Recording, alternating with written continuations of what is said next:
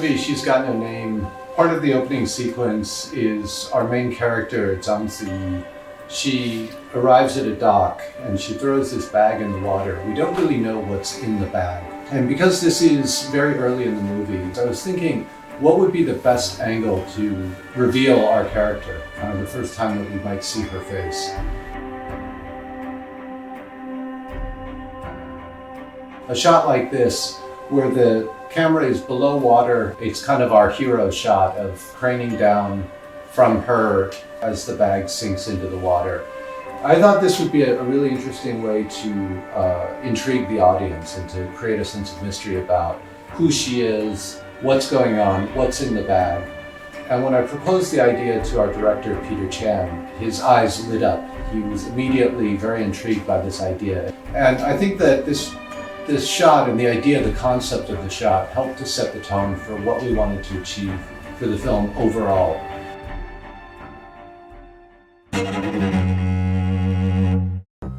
It was very easy to come up with the idea of this shot, wanting to do a perfect crane down in the water on our main character, Zhang Ziyi. But typically when you want to do that kind of a shot, it's very challenging. Do you have a crane above water with a rig so that the camera can sink down below? If you do that kind of thing, there's always challenges with the weight so that the camera doesn't float.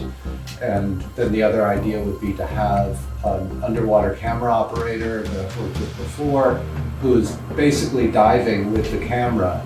And whenever that happens, there's always a risk of the shot not working quite right. And that there's always challenges when it's a human operating the camera and they're just trying to sink down below. So they've got a bunch of weight belts and they're trying to get that all figured out, and then it always takes a long time and you don't always get what you want. When I first envisioned this shot, the first thing I did was to talk to the equipment manager of the company that I work with. And he told me about this new product, the QYSEA FIFISH ZEN V, and the idea that there was, you could do a drone shot underwater.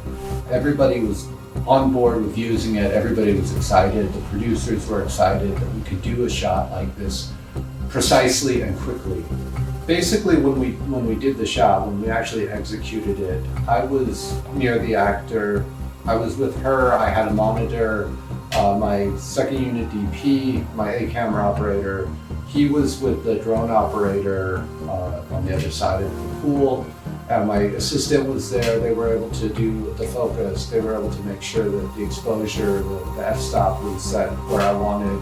Really, once we worked out the pathway of the shot, it was surprisingly repeatable. You wouldn't realize that it was underwater because it was so perfect, where I wanted to start from, where I wanted to end from. One of the things that I discovered is that the propellers, the thrust from the propellers created some ripple effects in the water that not only helped sell the idea of the bag sinking and the physical attributes that you get from a bag sinking in the water, but it also helped to break up the clear water, and it helped to create a little bit more of a rippling effect that made the shot more abstract. I was still clear enough that I could see the actress, but it felt more realistic that way. And I think it ultimately added to the success of the shot.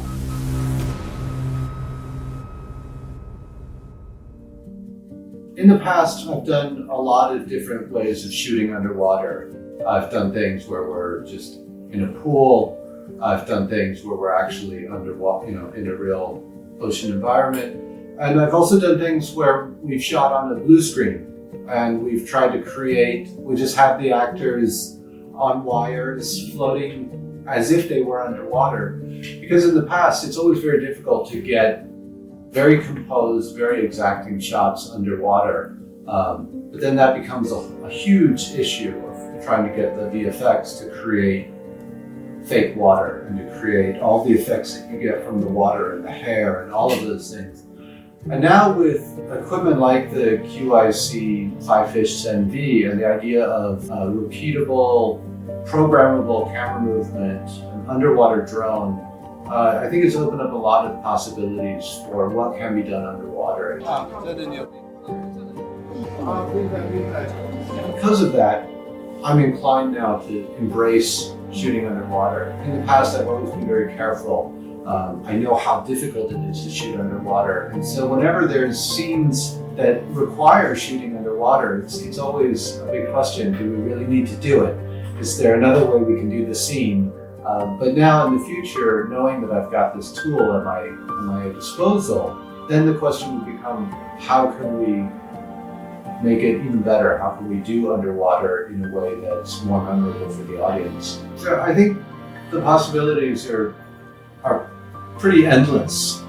Really, there's a lot that can be done with the underwater drone, with the QYSEA FIFISH ZEN V.